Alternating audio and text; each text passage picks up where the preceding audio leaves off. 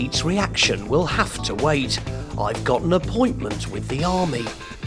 Now I remember, at 8 years old, the image that got me into motorcycling was that of these crazy military men making human pyramids on motorcycles.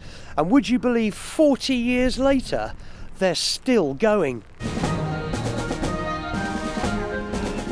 The Royal Signal's motorcycle display team, also known as the White Helmets, is made up of a group of 30 serving soldiers. The team gives public displays to over 2 million people each year, combining precision motorcycle skills with their signature daredevil antics of creating crazy pyramids and jumping through a wall of fire.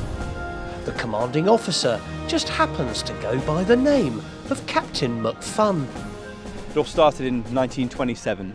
Riders of the Dispatch Rider Squadron, based up in Catterick, started performing tricks and stunts on their motorcycles and horses. We're called White Helmets. There's a bit of a development there. Back in the First World War, you couldn't see the Dispatch Riders moving around, so they used to paint the front of the front plate white so they could be seen. And that developed into wearing the white helmets, and here we are today. All the team members are soldiers who volunteer from within the Royal Signals. Here at Blandford Camp in Dorset, the latest recruits are being put through their paces by Sergeant Nick Pallis. They arrived last Monday, so they're a week and a half into the selection process. We've got 9 guys, 1 girl. 5 of them could ride on day 1, 5 of them couldn't ride on day 1. And their learning curve's massive, but it has to be. We've only got 2 weeks, and by the end of the 2 weeks, the finale is putting on a show and jumping through fire.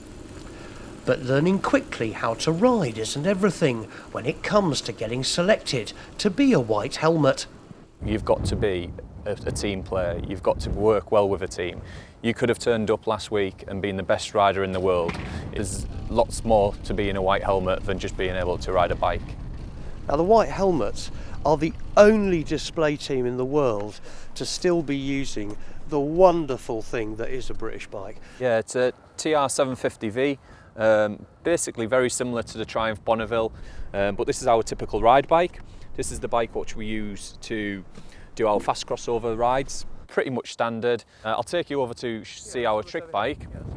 As you can probably see, it just enables us to put things like ladders in and seats.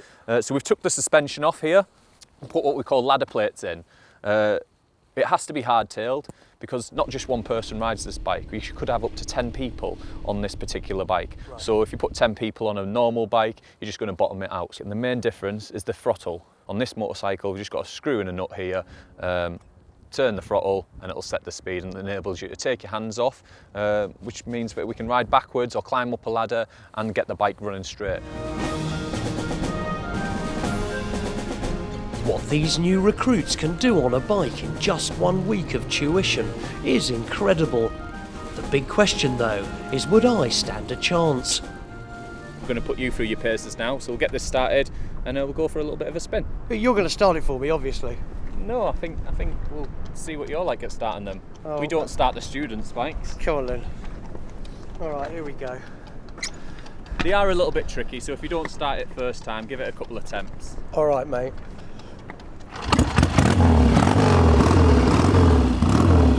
That's got to be good, huh? It's a great start to the proceedings. Well, off we go. But what's slightly disconcerting is so Sergeant Pallis can assess my riding at all times, he's decided to ride his bike backwards. Oh, that's madness. How'd you do that? That's crazy. You're doing good. I'm good, mate. I'm in control. Oh, that's crazy, Nick.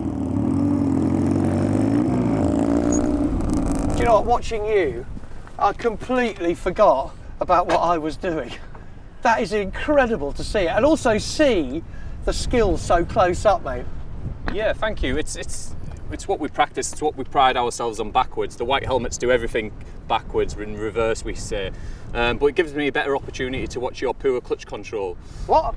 Well, you know, there's room for improvement, but you impressed me enough. I think we can move on to some basic jumping now. Well, that all seems pretty straightforward, but I don't like the sound of basic jumping. I fear this could all go horribly wrong. I've spent the morning being entertained by the White Helmets motorcycle display team at their training ground in Blandford, Dorset. Instructor Sergeant Pallis has put me through my paces on one of their old Triumph Bonnevilles, but unfortunately he now reckons I'm ready to progress. Well, welcome back to my day with the White Helmets. That was all relaxed and nice this morning until Sergeant Pallis has offered me the chance to jump through a hoop of fire.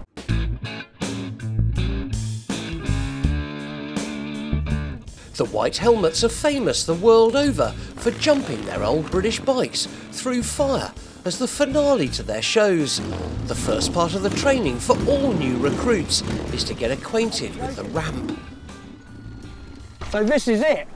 This is the ramp. This is what you'll be learning to jump on. Right. Jumping these classic heavy motorcycles, it's a different technique to jumping like a motocross bike. You've got to really get the approach right, get the speed right, and then we'll teach you a little bit of a technique to get these heavy machines to land back wheel first, because that's what we're looking for, Henry. So we've got to get these bikes to land on the rear shocks and not the front shocks. Well, whatever way I land, I'll be glad once I'm through the fire. Yeah, we'll get you there. Okay, mate. All right, well, let's see how the other guys do it, huh? Yeah. The man to show me how it's done is Signalman Day, known to his mates as Doris. All right, Doris! It's not a fast jump, it's not, it's not high speeds or anything like that. It's nice and controlled. As we said, it's all about precision. If you don't keep the throttle open on the ramp, you're going to shut off and nosedive. I'll just get him to demonstrate him doing it wrong, all right? And this is what we don't want to do. He nosedived there, because what happened? He put his weight forward? No, he just shut off the throttle. Okay. He shut off the throttle. So, as he's on the ramp, he's lost his bottle and he's wound off the throttle. You need to keep that throttle open because the bikes are so heavy, they're just going to nosedive. Well, that was seriously impressive. Now it's my go. Not the best start. Getting into second gear might help. But now stand up and keep the power on when I hit the ramp. Oh, that might be a bit much. Now that was pretty good at staying on. What do you reckon? My heart's in my mouth. Well, what went wrong? You went a little bit too fast and you're going to need to keep your hands on the handlebars. Yeah. We're not that good yet, Okay. all right? A little bit slower on the approach, a little bit more control on the ramp, and when you land, be strong on the bars. The bike's so heavy, it's going to slap and try and rip it out your hands. So be strong on the bars. But great for keeping on. Let's have another go. Well, at least I stayed upright, so here we go again.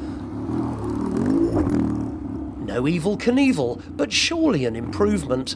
Blimey! How'd you find that, Henry? Oh, lots of fun, mate. Yeah, you look confident enough. We had a couple of scary moments there now and then, but your last jump there was perfect. Okay. It was great stuff. You look safe enough. The next step's the fire, really. Put the fire in. Are you ready for the fire jump? Not really at all. Watching Sergeant Pallis douse the straw with petrol makes a minute seem like an eternity. My heart's pounding and my nerves aren't helped by the 6 recruits behind me yearning to fall about laughing. Okay, Henry, relax. Keep the throttle constant, not too fast, keep it straight and don't burn me beard.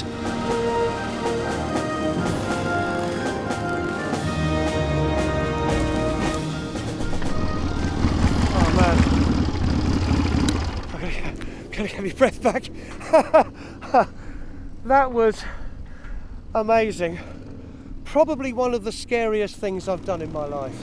Well, that may have been a small leap for man, but a very large one for a hairy old biker like me. Hey, Nick. Congratulations, Henry. I don't know how I landed. No, you got through it in one piece. You still got a bit of beard left. That was great. Do you know what? Coming through it, you can feel the heat well before it. Yeah. Which sort of sets the alarm bells off. What, I'm going to jump through that? Yeah, that's why we call it really a wall of fire, because there's that much heat coming from it. It's like hitting a wall. Thank you so much. No, it's been a pleasure.